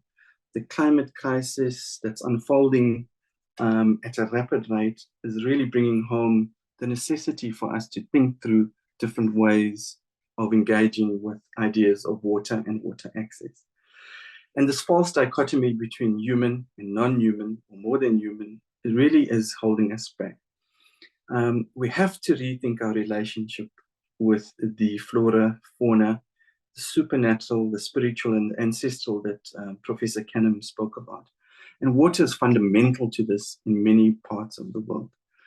Our current approaches are not working on so many levels, and both speakers so powerfully drew our attention to points of solidarity that we could engage with, not just between people, not just between different parts of the world, not in terms of diplomatic sense, but also in terms of the human and more than human dismantling of some of the hierarchies that keep us where we are today. So in conclusion, what do we need to do? I think there's a lot more work across disciplines and across sectors to be done to really promote fresh thinking about our relationship with water. Now here, I don't want to be too descriptive, but certainly in my own work and in reading about what's happening around the world, there's a lot of interesting ideas around, theorizing, around practice, around methodologies and scholarly activities in relation to water. And these may include public ideas around water as a public good, the commons, interesting ideas coming from materialism and new materialism, ideas around One Health, some psychological theories that are being developed also to bring in upstream as well as micro level ideas in relation to resource access, ecofeminism, and the arts. I was really pleased by some of the discussion earlier around the arts. And here, I'm always excited to look at what's happening in the visual arts, the literary arts, climate science fiction, speculative fiction. I must just mention Dr. Nick Wood, who was part of the CISA Climate and Environmental Psychology group, who passed away recently. He really did amazing work in terms of climate science fiction, and his latest book that was published quite recently, I think it was in 2022, Water Must Fall, is a must read for anyone interested in the psychopolitics of water access and injustices.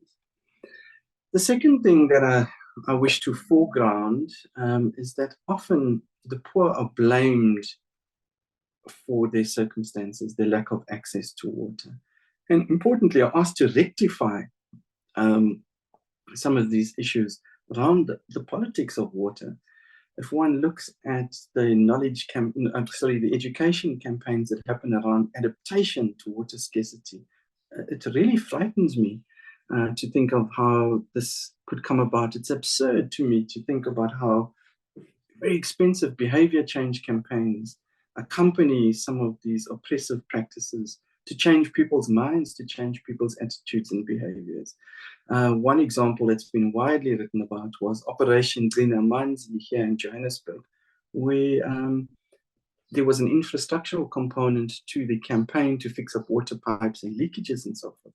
But importantly, there was a psychoeducation campaign that asked and in some ways prescribed how poor people should use water, to the point of how many times they should flush the toilet a day. And to me, that's just absurd that this continues to happen and that the poor continue to be blamed for larger issues around water access.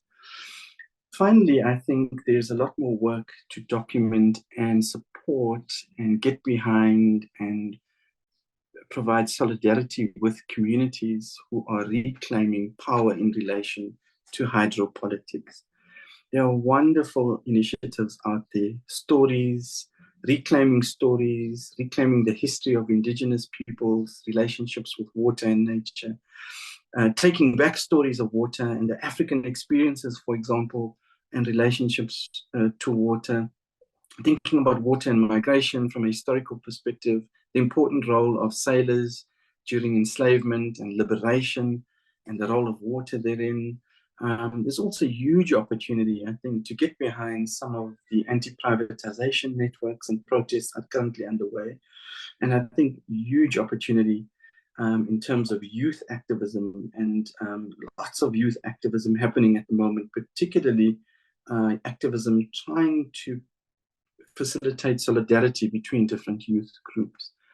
And very importantly, and perhaps bringing it back to Minister Dalla Omar, there's a huge need for us as scholar activists to get behind the many legal challenges broadly in the field of hydropolitics.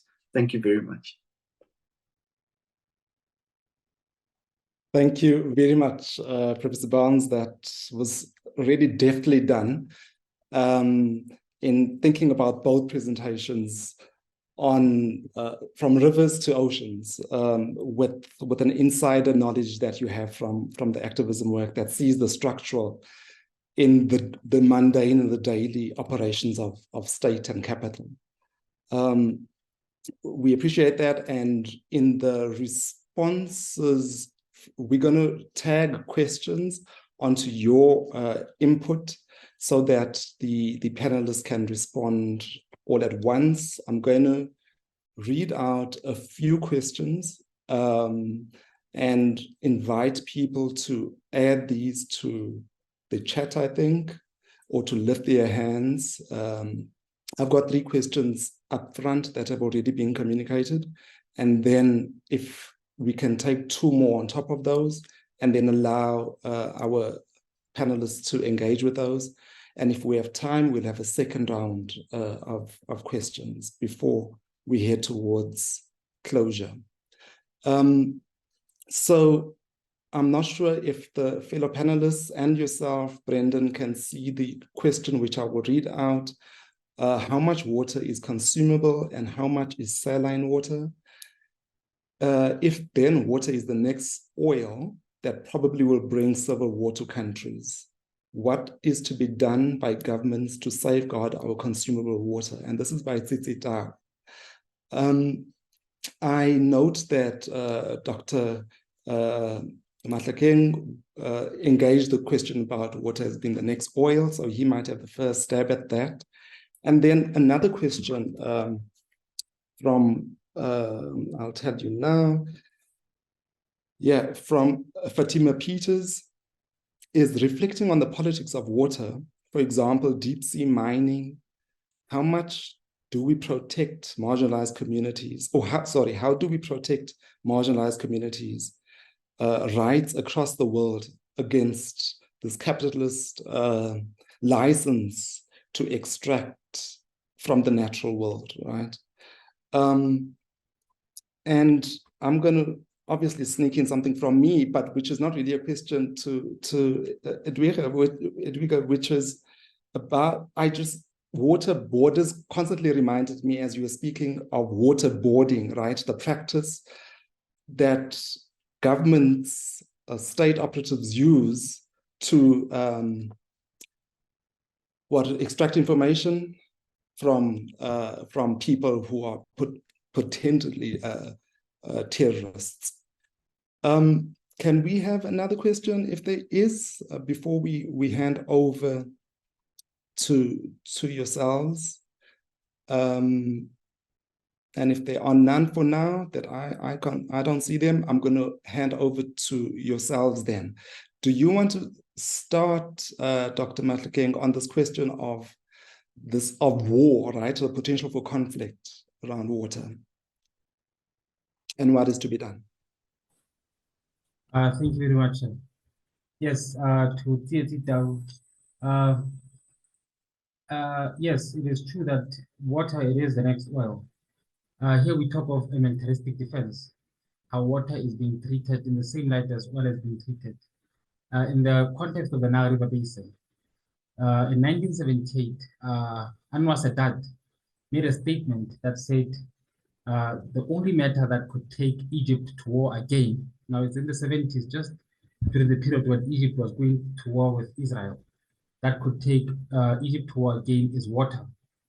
In addition to that, he said, we shall never hesitate to go to war because water is a matter of life or death, despite the fact that they've denied other African parent countries access to water for the sake of life.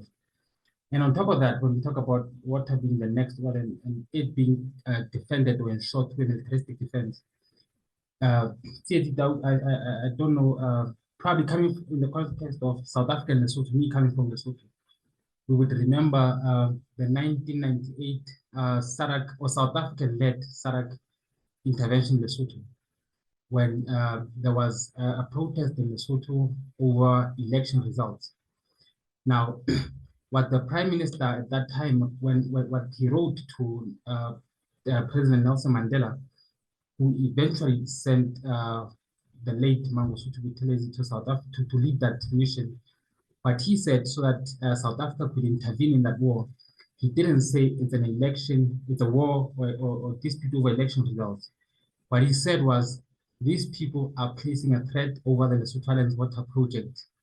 Then the first thing, because the protests were taking place here in Maseru, the first thing that the South African army did was to fly over Maseru into the highlands, and that's where they fought and killed Lesotho military personnel that were guarding the dams, in the misconception that those military personnel were there to threaten the dam and supply of water to South Africa. So this shows us how water is being protected and ensured through a militaristic defense, and a threat of it resulting into life and death. And what I would say to Tau is that water is a resource that must be shared for the sake of ensuring life at the face of death. It shouldn't just pass by your doorstep, but it should be shared in literal sense. In literal sense, meaning its utilization and its management to ensure sustainability. Here we are in the Nile dealing and arguing, and the Nile is arguing and fighting at the precipice of a war over colonial and outdated agreement. So yes, in the terms of interstate conflict, I would answer that. But as far as I see in his question, there's a term, a word he used, that he or she used, that said civil war. I normally avoid the word war. I use the word conflict to symbolize either verbal, political, or a violent nature of things. A civil conflict already ensues when you look at what is happening in Sudan, what is happening in Ethiopia, what is happening in these 11 reparting countries. The civil war you are seeing there, a large part of it is a result of the famine that is occurring at the background of the inability to access water and to develop industries and agriculture that would depend or require the usage of water. Thank you.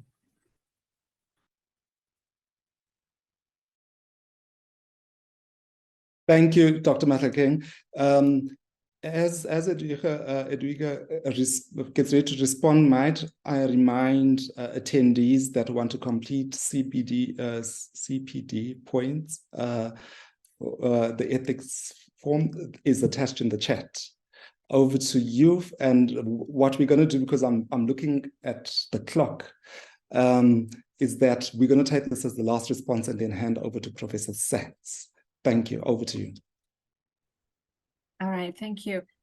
With regard to water as resource, I don't have much to say, but I will just say this, that in the Middle East, if you look at the line, there were maps that were drawn of flashpoint conflicts in the last 20, 30 years, and then the aridity line, and its evolution, because obviously it has been encroaching upon formerly arable territory. You actually see the two lines almost completely laid over each other. And that's very interesting, because you realize that in terms of geopolitics and conflict, a lot is coming from the environmental resource crisis that this period of the Anthropocene is creating. So that was just a small remark in addition to Professor Matlakane's response. As for the protection of marginalized groups, this is something that is absolutely crucial, and that to me brings into play another position that I haven't really talked about, but which is indigenous rights in relation to water, obviously, but also in relation to this kind of extractive logic that we are inhabiting right now. It's the work of activism. It's the work of coalition, in my perspective, the work of trying to propose an alternative model to what is currently enacted.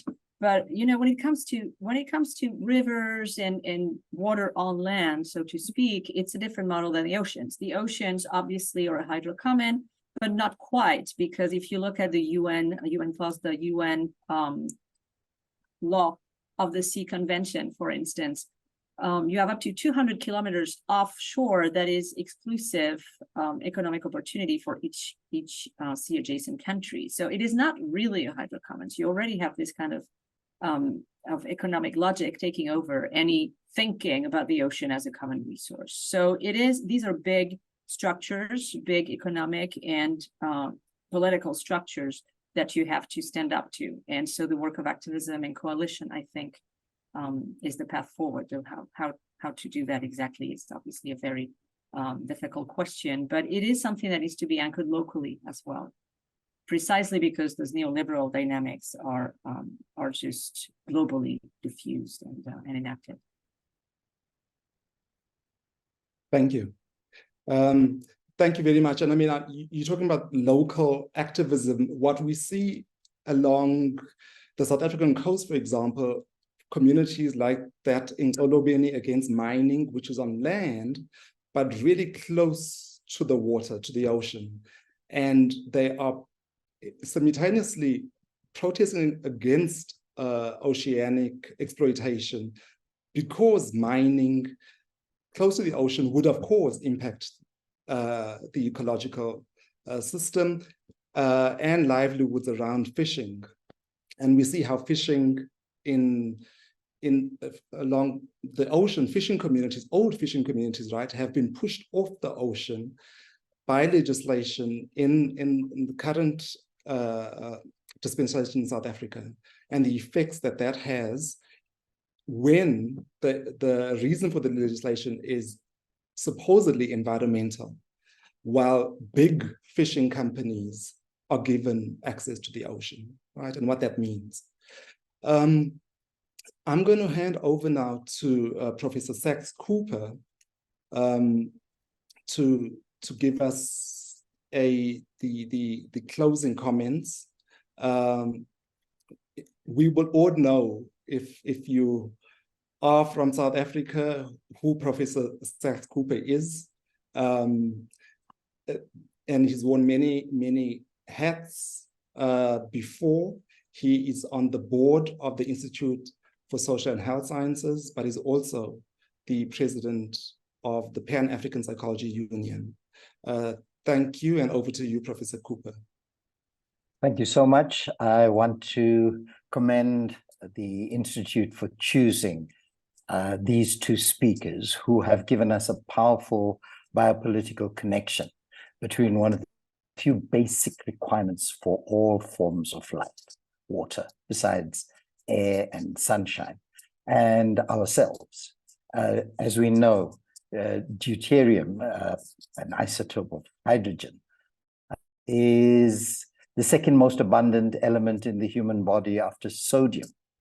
I want to commend Dr. Kgosi Mahlakeng for talking about the Nile, and in his Q&A referred to the Lesotho Water Highlands project, which is in phase 2 now, and which in 1998, Gatsha Buthelezi was acting president, and Mosiuoa Lekota was our Minister of Defense.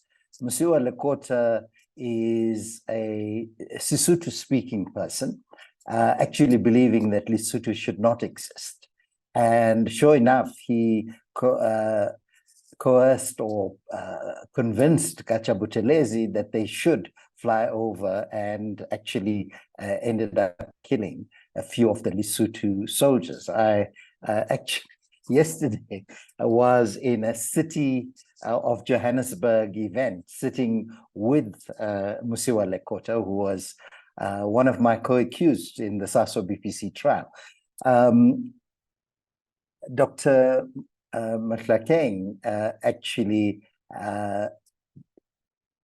did deal with this elephant in the room, because South Africa is wasting well over 40% of the water of this second phase from Lesotho because of sheer lack of maintenance and extracting at a huge cost to Lesotho that water. So he's dealt with it in a very sensitive manner. But it's interesting also that Egypt, which is part of the largest non-polar desert in the world, the Sahara, is actually one of the two most water secure countries on the continent. I think Tunisia is another. So Dr. Edwiga Talbayev, thanks for raising the residual migrant and the liquid violence, and lest we forget the hundreds of thousands of persons who leave the Middle East and Africa and who are captured in different ways, not only by the waters of the Mediterranean, but those countries that are part of the Mediterranean, and about control of our bodies. Water, the very old yet new source of life, death, and war.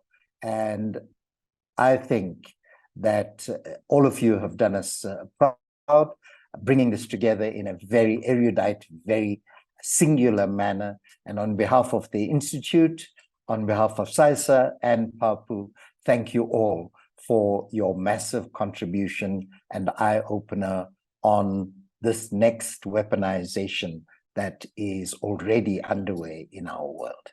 Thank you very much. Thank you, Professor Cooper. We appreciate those words and your inflections of the points that have been made.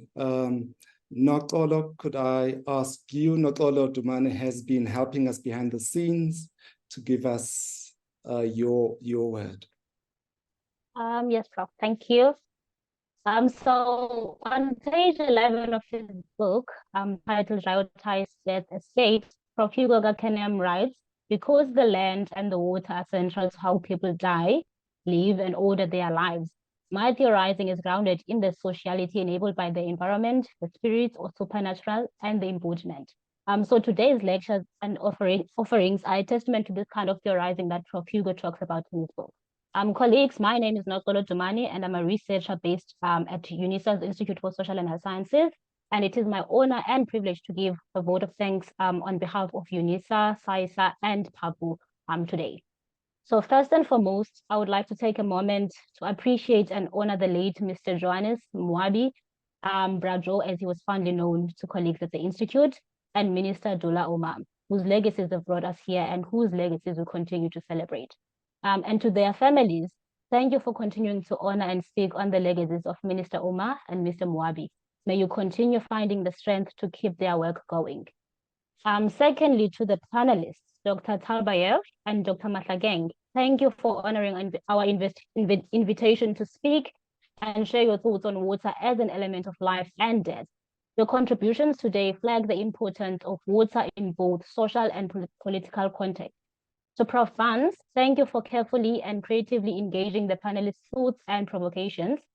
And then to Dr. Djani, who couldn't be here with us today. Thank you for accepting our invitation. Our heartfelt thoughts and prayers are with you and the Palestinian people. To Prof. Cooper, thank you for a moving closing message that served as a reminder to us as academics that the work is never done. And then thirdly, to our collaborating organizations, the UNISA's Institute for Social and Health Sciences, the Psychological Society of South Africa, and the Pan-African Psychology Union. Thank you for bringing this event to life and for continuously providing space for such important moving conversations. And lastly, to you, the audience, thank you for enriching and keeping the discussion today engaging. As we leave here, may you carry forward the knowledge and insights gained today and let them serve as a beacon in academic and activist pursuits. Thank you, and go see and have a lovely weekend. Thanks very much, Knox. We appreciate that. can I do something that was not on script since we passed time? If Professor Sidat is still on, won't you please put your camera on? Professor Sidat has led the Institute for more than 3 decades and retires at the end of this year. So while he'll attend future lectures, and we'll probably ask him to talk soon, this is his last lecture under which supervision we have worked and care and thought. And if Professor Sidat could just show his face so that we might honor him with these hearts and thumbs up that are appearing on the screen on the side. Professor Sidat, are you there?